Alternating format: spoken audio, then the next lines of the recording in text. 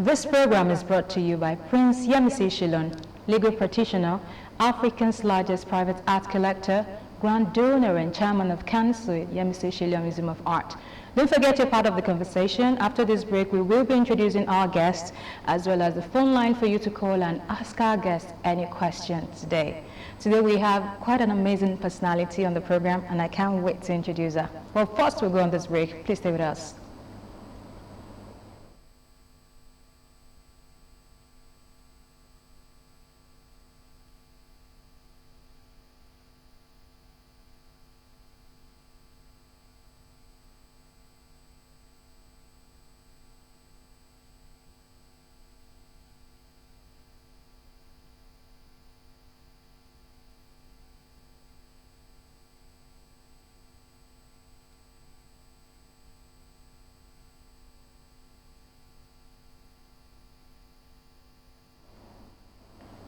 Yes, those were footages of the works of the artists we have on the program today. Well, you know, when we talk about art, this is where we bring you all that you need to know and also refresh your mind on why we need to keep the art culture alive in Nigeria. Today I'm being joined by a female artist, and she goes by the name ENIFOGHALE. AGODO. Did I get your name correctly? Because I'm trying so much not to murder your name. Thank you so much for joining us. If you look at my countenance, I was a bit excited to have you on the program today. I think for this year, this is the first time I'm having a female artist on the program. I'm not saying we've not had a couple of females on the program, but this year, this is March. Yes. So, welcome to the program. Thank you. How do you feel? Excited to be here. Very excited to be here, actually. Great. We're going to start by you telling us, because I always love to engage artists when we meet like this. I'd like you to walk us through your journey into art. Was it love at first sight? Did you have to nurture it after you found out that this could be the path for you? Did you go to school to study it in school? How was it like for you? Well, I have a pretty unique experience because I would say I have at least 4 artists in my family. Yes, I have 2 sculptors, 1 painter, 1 pastel artist, I would say. Can we say it's like a family business? Yes, it's kind of like a family thing of the many ones that we have. There are only 2 of them who actually stuck with it and are still doing it today. But I kind of grew up in that environment. These were my babysitters. These were the people that my mother would drop me off with. So that's why I say I have a very unique experience with arts, because it wasn't a discovery so much as a part of life for me. So I think more of the journey was me realizing that, yes, this is what I wanted to do as a career, and then working towards that, you know, because a lot of people don't have that support with family. Yes, yes, they don't. So when you tell your mother or your father, oh, I want to be an artist, they tell you, well, and my mom was different because she was like, okay, you want to be an artist, how do we get this done? She understood how it goes. Exactly. And she was like, okay, so you need an exhibition. Where can we get you an exhibition? Who can we talk to? And things like that. And that helped push me forward.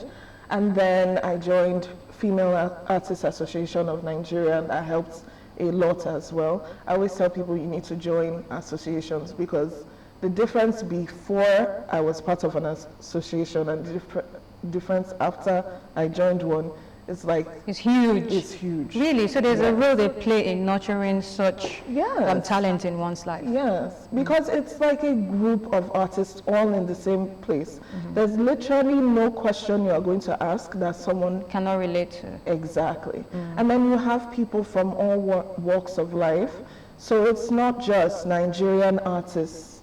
There are Indians there. There are people who are in diaspora who are part of the group as well. So if, for example, you have maybe an exhibition in the US or the UK or Dubai or somewhere, there's someone on the group that can help navigate, like show you how to navigate culture, set up all the nitty-gritty of those types of events, you know. Interesting. So I think that's also one of the roles SNA does in the society. Exactly. That's what I mean. Like SNA, especially because SNA is such a huge group.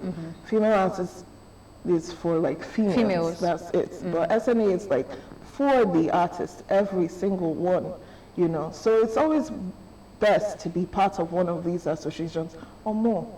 Quite frankly, more is better. But you know, I agree. To be honest, you need that group of like minds to walk you through some of this path in life. I know there's this thing about artists. They always have the signature name. It's always visible on their work, just to tell everybody like, I did this. You need to know that. And I think it's okay to do that. You know, making some magical piece is what being proud of yourself, and also to put your name out there in the minds of people. So for you, what's the name? Mine is Nifty, or Art by Nifty. I don't usually put the full one, except you look like at the back of the painting. What's the idea behind Nifty? Okay, what does it mean? It's a nickname that my uncle gave me. I've had it since I was little. And it kind of means something unique, something special, something not easily found. So I didn't really think about the meaning of the name all this time because it was just a nickname. But when I was starting to brand myself, I kind of looked it up and I figured, I was like, this is exactly what I'm going for. So yes. Professionally, how long have you been in this line? Over 10 years right now. I've entered competitions here and abroad. Before officially starting my career, but I don't consider like the before kind of. Of course. Yes, those because are I your hadn't. foundation. Yes, because I was kind of focusing. I wasn't focusing on art at that time, which is why I say 10 years, because 10 years I chose this and I decided to work towards it. So is it okay to call you Nifty on the program today? Oh yes. All right, let me quickly remind our viewers that we have a contemporary artist with us on the program today. She goes by the name Nifty, or also known as Nifty.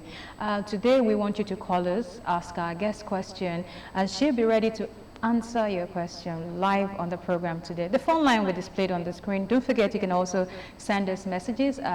Word of Art is streaming on Facebook, on Ogtv. Don't forget, when you call, turn down the volume of your TV set so we can have this communication clearly. And I want you to walk us through your piece. Okay. We have some of your works here, beautiful work, by the way. Thank you. I'm very attracted to this because, you know, there's this emotions. Walk us through it. Okay. So I use acrylic paint. It's a mixed media piece. I use a lot of things. But mostly acrylic paint and marker in most of my works. Sometimes I use gold leaf, as you can see. Sometimes I use plaster. I tend to mix it based on the emotion I'm going for. And this was kind of idealistic love for me because I wanted to show what love should be like, not what it is for most people. I don't know if you've dated in Nigeria lately, but but it's an interesting event. But basically, it's kind of like a man and a woman, obviously. But because of their exposure to each other, you can see kind of like them taking traits from each other and kind of melding into this one perfect being, you know. And then it's just their story. It's not perfect, but it's still beautiful when you look at the whole. So that one was about idealistic love, how love should be, you know. Interesting. I know before now we talked about, you mentioned that you had this association that kind of groomed you. Yeah. And I feel like it also reflects on your work. You have this urge or drive for promoting women. I mean, look at your works that are displayed on the screen. It feels like a lot of your work are trying to put women in different emotions out there. Yes. I think I'm more focused on women because sometimes I think I said this to someone recently where I was like, you paint what you know, right? So like, for a lot of women, especially I was talking to you earlier about how I'm really passionate about advocacy and talking about women in different spaces, talking about women's rights, talking about domestic violence that women go through, all the things that is part of the female experience, kind of like. And growing up, I kind of felt like these were things we're not allowed to speak about in public, but they needed to be expressed anyways.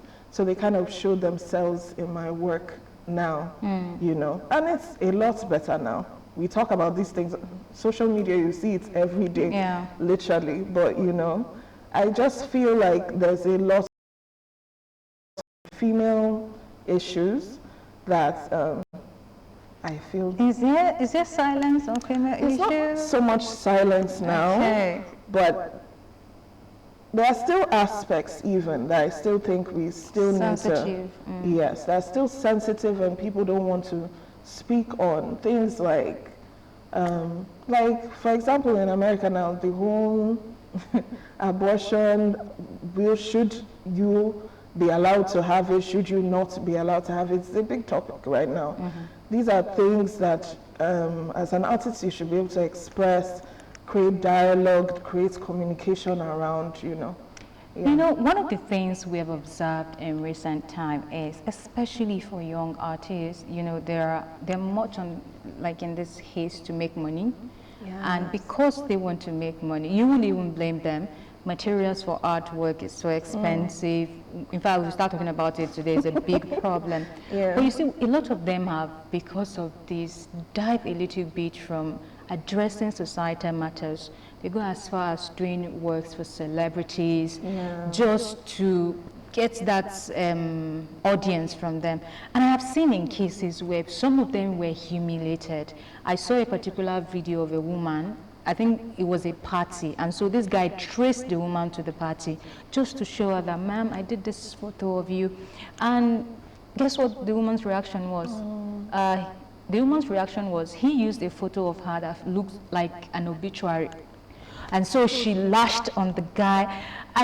When I saw the video, I was very emotional because I love art and I know what artists go through, you know, to sit down, make this magic, bring it from your head and put it, and then someone went through all this stress and bring it to you. But if you look at it again, it's the environment but also, don't you think the artists in their own path have the role to play there in terms of trying to fix that balance? You know, the economic problem is there, but you can't, because of the economic problem, throw art under the bus just to make ends meet. Yes. I'll tell you, okay, what Baba Bruce told me when I asked him this exact question. Oh, you met him. Oh, yes. So I was telling him that it's really hard to do art when you need to eat. So there are people that work like 9 to 5s and then the night you come and paint. I did that for a lot of years until, thank God, we started making enough money to, yes, you know, so there are a lot of people who do that. So you work in the morning, come back at night, maybe rest for 1 hour and then dive into the art. But even then the art is not as good because you are tired. You are stressed out from work or whatever. So it's not exactly what it should be, you know, or you are just, if you decided to put 100% into the art, you are looking for ways to get the awareness that you need. And this is what he told me. He said you must find balance in everything. That for him, he decided to teach. And the reason why he decided to teach was because by 2 o'clock, school is over. So he has more time and he decided to teach near his house. So okay, we're going to get back to that. I think we'll have a caller. Hello, thank you for joining us. Yeah, good evening, Ms. Miriam. Good evening, sir. Yeah, this is Femi from Waterman College. Thank you, Femi, for joining us. Yeah, I want to contribute to the program. Please go ahead. I observed that lately there's somebody that pasted banana on the wall with duct tape, and I think the work sold for over ₦1 million, which is abstract, or I don't know what exactly that art is. And I want to ask our guest on the program, what is her opinion about abstract art, realism, and stylized artwork? Thank you so much, sir. Did you get the question? I did. All right. Thank you, Mr. Femi, for calling. Yes, thank you. First off, art is very subjective. So what I may consider art or you may consider art, someone else totally might see as rubbish. That's what I've realized. That a lot of people, art is not something you can quantify. So we can't really say like the banana on the wall is not art. Because it was telling a story and it did start a dialogue, which is ultimately the point and the goal of art. So we can't say that it's not art, that's one. And then two, for the person who bought the banana, he connected with it. And that's what the artist was trying to achieve. It's communication, it's just a different form of communication. So he communicated something, someone received the message and bought it because of that. Now, I understand, I totally get it, why a lot of people are up in arms and like discussing this subject, because kind of, it's a banana and it's duct tape. It's not very special in that way. But also, I think the artist was trying to communicate the transcendence of art. Art is not meant to be permanent in the first place. Is this also an explanation to this? Because I saw the same picture, and somebody said, if you compare the art of in those days, like in the 80s, in the 70s, and the art we have now, people just make little expression, and in those days, people went all out. I mean, even in Nigeria, we could even relate to like the art of in those days. We still have the Binibrons that's, you know, still a very great signature for the Nigerian art. And even till now, we've not had arts, real art that have been able to, you know, just push this art to the other side. So is this the same explanation for it? You know, is it because of time or? I think time also plays like a part in it, quite frankly. Obviously, there's that conversation as well, that we've moved into more of a fast food society, so we like things quick and easy to digest, essentially. So there's that. But I also think that even if in the Benin Bronze era someone did something like this, it did not last till now. So we will not really know if artists of that time were making short-term art. You understand? Because a short-term artist makes for the present, not for the future. So what we are seeing now as evidence of an art era is artists that made art for the future, made art to last, made art to transcend time. But do you know that whether those artists did their art to last for centuries or not, they lasted for centuries? They did. Can we say the same for the present day artists? Well, it depends on what. I would say a lot of sculpture that we use nowadays probably will last a long time. Even eco art that uses plastic and nylon materials that are built to last, you know, so those will last a long time. But in terms of paintings, I don't think they will last as long as the Pablo Picassos. And why do you think so? Kind of like the materials as well, because in their time they used more natural materials and stuff. So even if the painting faded, it didn't totally disappear, right? But the materials that we use now, it's basically not built to last. We've sacrificed quality for, you understand? Yeah. So, and cheaper materials means you can paint a lot of, you know, so most artists would rather buy cheaper materials that will still achieve their goals and invest in the expensive ones that will make sure the art lasts a lot longer. All right. We know that April 5th every year is recognized as World Art Day. And I know some artists love to go out of their way to make an impression about it. They go as making awareness, let people know about certain things. Do you have any plans to, you know, celebrate that day? Yes. With a few of my friends, we're going to host an artist commune in Ikoyi. And basically, it's artists just coming and painting, and we kind of want to draw the crowd of artists that abandon their brushes, so to say, to come pick it up that day and just come express yourself. You can buy whatever you need there, you know, paints, canvas, even an easel if that's what you want as well. You know, you can just come, just express yourself, just be an artist for a day, essentially. You know, it's part of why I did the adult coloring book as well, because I realized that let's not even talk about the de-stressing that art does, because that's a powerful I want you to talk about, art. yeah, I want you to touch on that, because I'm a huge advocate for that. I believe so much in what it does for people, but not a lot of persons are aware of it. Yeah. Okay, so like, especially mandala arts, it's kind of like the arts that I do. It's pattern making.